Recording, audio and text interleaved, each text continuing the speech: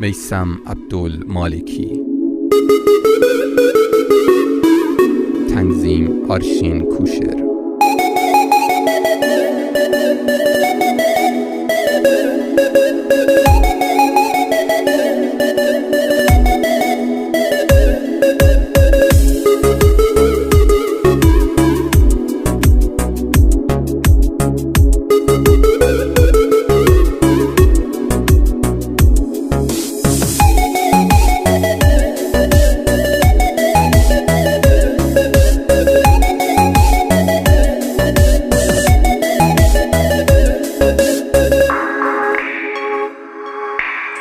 چشمای ناز تو، موهای باز تو یادم نمیره، اون مهربونی تو